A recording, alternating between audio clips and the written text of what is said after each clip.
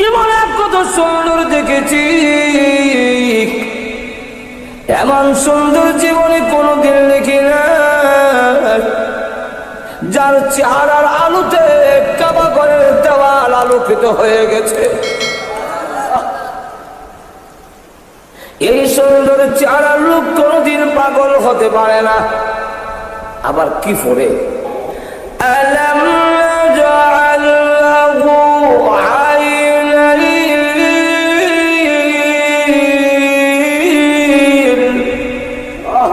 ওয়া লিসানান ওয়া শাফাতাইন।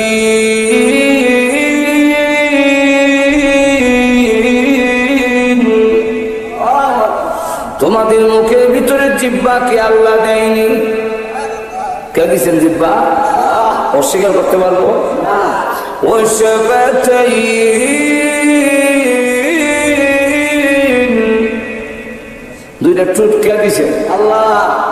যদি দুইটা ঠোঁট না দিতেন, তাফসীরে মাযহারিতে লেখে আমাকে এমন বিশ্রী দেখা যেত যাদের দুইটা ঠোঁট নাই, দাঁত বাড়িয়ে থাকে, এমন যদি হাত কোনো বেলা তার মেয়ে ওই লোকের কাছে বিয়ে দিবে না।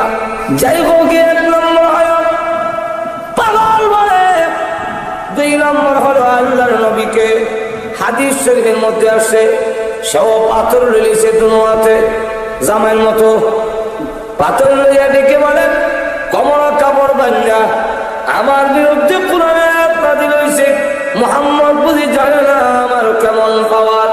আমি আবু জাহেলের মেয়ে আর আবু লাহাবের বউ, আমার ডাবল পাওয়ার। আমি উম্মে জামিল, আমার বিরুদ্ধে কোরআনের আয়াত নাযিল হয়েছে। তখন এমনি গিয়া আল্লাহর নবীকে মারবে, খানায় কাবার কাছে গিয়া হাজির হয়েছে। আল্লাহর নবী খানায় কাবার কাছে কোরআন পড়েন, সাথে আছেন আবু বকর সিদ্দিক। আবু বকর সিদ্দিক রাদিয়াল্লাহু আনহু বলেন, আপনার নবী ওই যে আপনার চাচি এবং আপনার বিয়ান আবু লাহাবের স্ত্রী আসতেছে, হাতের মধ্যে পাথর, মনে হয় আপনার উপরে হামলা করবে। এখন কি করা যেতে পারে? একজন মহিলা যদি হামলা করে তো ইজ্জত তো রক্ষা করা যাবে না, ফিরানো যাবে না। মহিলাকে ধাক্কা দিতে গেলেও বিপদ, আমরা রুহাইয়া পড়বো। এখন কি করতে পারি? আল্লাহ নবী ডাক দিয়ে বলেন, আবু বকর চিন্তা করো না, আমি আল্লাহ কোরআন পড়বো, মহান আল্লাহ রাব্বুল আলামিন আমার হেফাজত করবে। আল্লাহ নবী শুরু করে দিয়েছেন, ইয়াসিন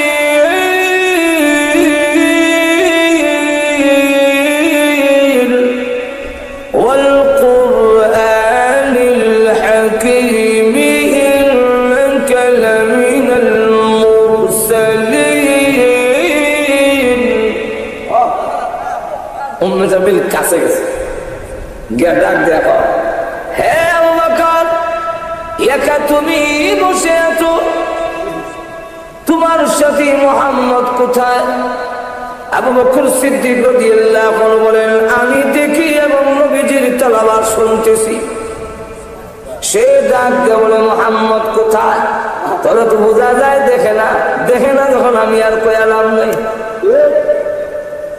উম্মে জামিল ডাক দিল, আবু বকর তার ভাগ্য ভালো, তার কপাল ভালো পাইলাম না, আর না হয় জনমের শিক্ষা দিয়ে দিতাম, আমার বিরুদ্ধে কোরআনের আয়াত নাযিল হওয়ার সাজা মজা বুঝাইয়ে দিতাম, আজকে পাইলাম না ভাগ্য ভালো।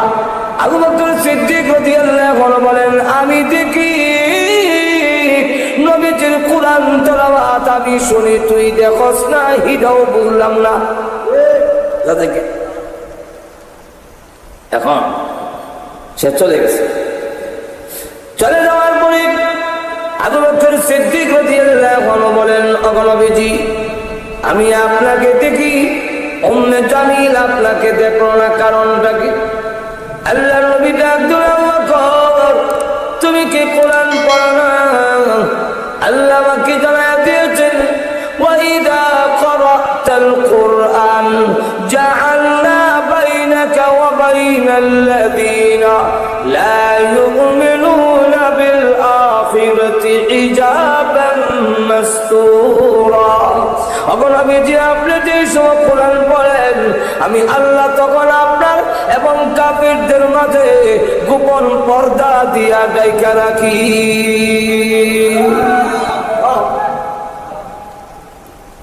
আবু লাহাব আউলাদের স্ত্রী দুজন পাথর নিয়েছে নবীকে মারার জন্য। আল্লাহ রাব্বুল আলামিন যে দুজনের নামে আয়াত নাযিল করলেন, লাহাব এবং লাহাবের বউ। নজর এখন খেলে আবু লাহাব আর আবু লাহাবের বউ। এখন দুজন রাগ হইয়া নবীজির দুই মেয়ে যে বিয়া করেছিল উৎপাল উতাইবারে দিয়া, মনে আছে না আপনারা? দুজনে কান্না কয়, তোদের শ্বশুরের কাছে আমার বিরুদ্ধে কোরআনের আয়াত নাযিল হইছে, তোর মার বিরুদ্ধে কোরআনের আয়াত নাযিল হইছে। যা মুহাম্মদ সাল্লাল্লাহু আলাইহি ওয়াসাল্লামের সামনে গিয়ে বলবে আপনার মেয়েকে তালাক দিলাম আর আল্লাহ তাআলা মানি না, এইগুলা বলে দিবি।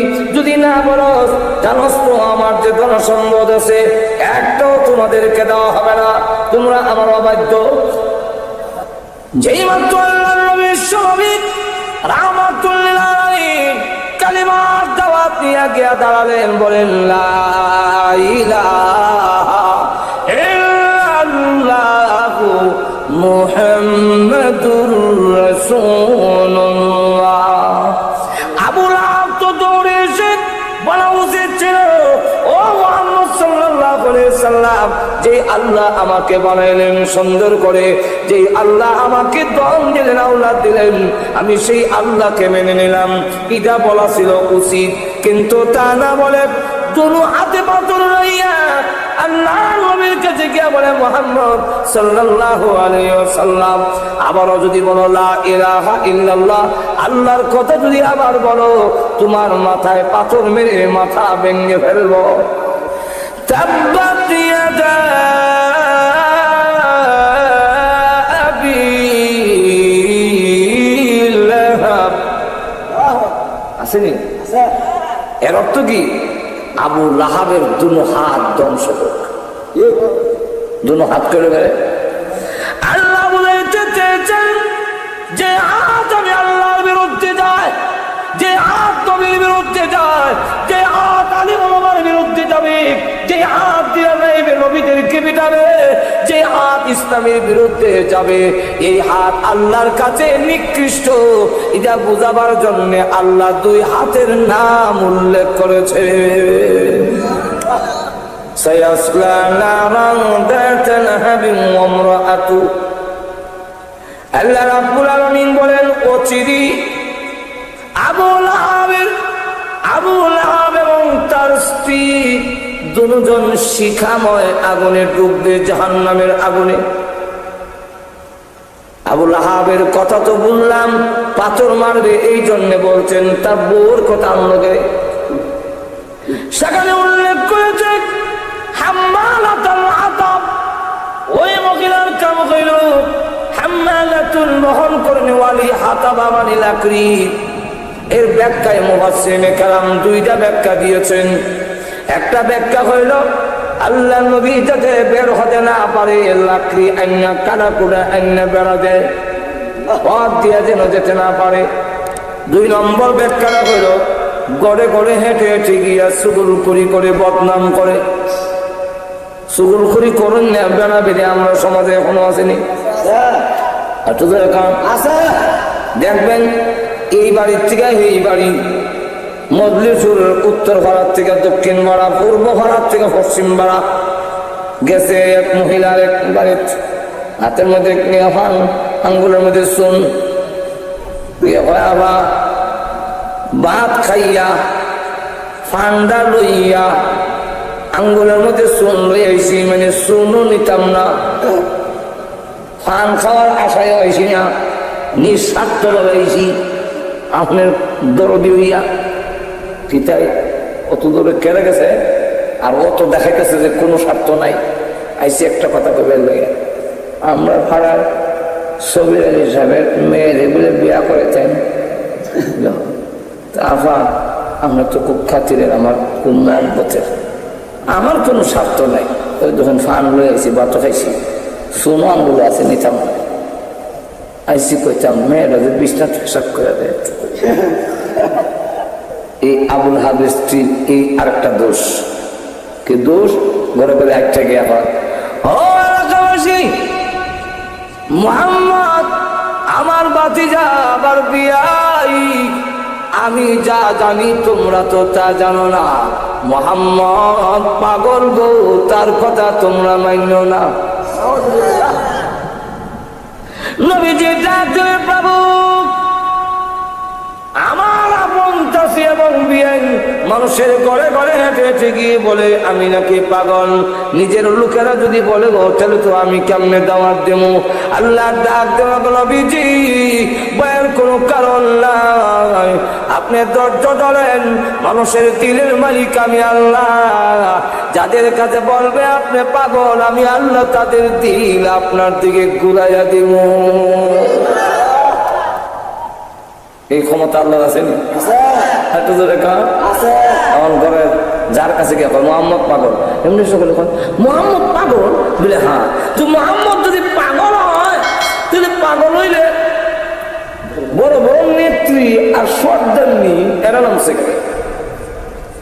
নজর এখন ঠিক আজকে আলিম ওলামা জঙ্গিবাদ আলিম ওলামা সন্ত্রাসী মাথায় জঙ্গিবাদ শিক্ষা দেয় এই কথাটা সাধারণ লোকেরা যুদ্ধ বলে এর থেকে আমাদের দেশের মন্ত্রী এমপিরা বেশি বলে আরো বেশি বলে বারাক ওবামা আরো বেশি বলে বুশে বেঈমান কাফেররা আলিম ওলামা নিয়ে এত মাথা কামানি কেন এতে বোঝা যায় আলিম ওলামার মাধ্যমে এই ইসলাম অগ্রসর হচ্ছে ইসলামের খেদমত হচ্ছে যাতে হতে না পারে বাধা দেওয়ার জন্য এই ষড়যন্ত্রে তারা নেচে উঠেছে মোল্লারা লইয়া অত হোয়াইট হাউসের মাথা গরম করে বুশের মাথা গরম করে বড় বড় লিডাররা যেরকম ঠিক কিনা রসুল যদি ভাগ হলো হচ্ছে বড় বড় সর্দাররা নামছে কেন তো তার ভাগ হলে না নামতো নিশ্চয়ই মনে হয় ভাগ হলো শুধু পাগল না চলো একটু দেখে অঙ্কি যে পাগল দেখতো গেছে কাবা ঘরে গেছে গিয়া যখন আল্লাহ নবীর চেহারার দিকে চাইছে না না এই চেহারার লোক পাগল হতে না জীবনে কত সুন্দর দেখেছি এমন সুন্দর জীবনে কোনোদিন লিখি না যার চেহারার আলোতে কাবা ঘরের দেওয়াল আলোকিত হয়ে গেছে এই সুন্দর চেহারার লোক কোনদিন পাগল হতে পারে না আবার কি পরে একটু শুনে লোক রসুল তো কোরআন পড়তেছে ঘুমো ধরে নিছেনি আরো ধরে কান কি পড়তেছে কোরআন তো পাগলও পড়ে কিন্তু পাগলের আগের লাইন পরের লাইনে মিল দেখে রসুল পড়তেছে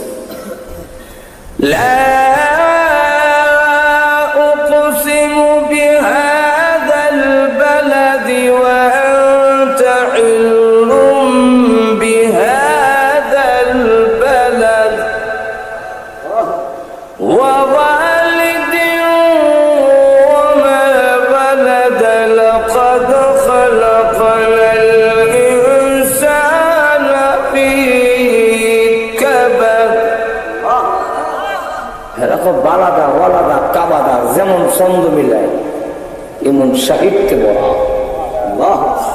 এমন তাৎপর্যপূর্ণ কথা কোন পাগলের হইতে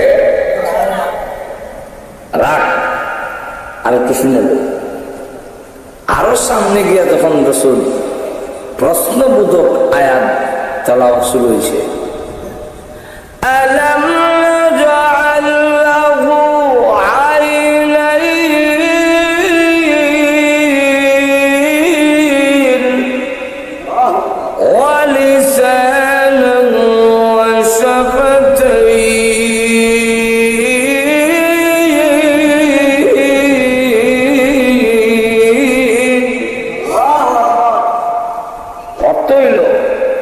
জবাব দেওয়া যাও পাগলের কথা শুনতে তো জবাব দেওয়া যাও তোমরা দুইটা চোখ কিটা আল্লাহ বানাই দিয়েছেন না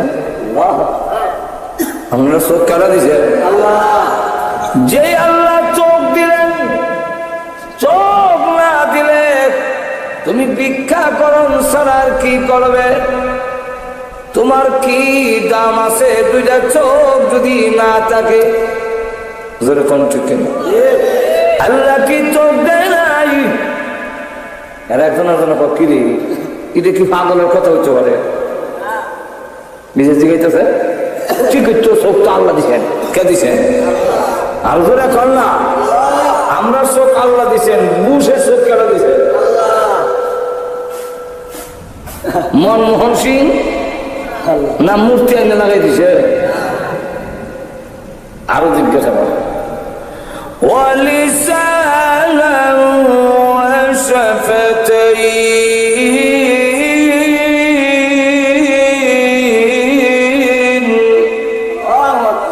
তোমাদের মুখের ভিতরে জিহ্বা কি আল্লাহ দেয়নি? কে দিচ্ছেন জিহ্বা? অস্বীকার করতে পারবো?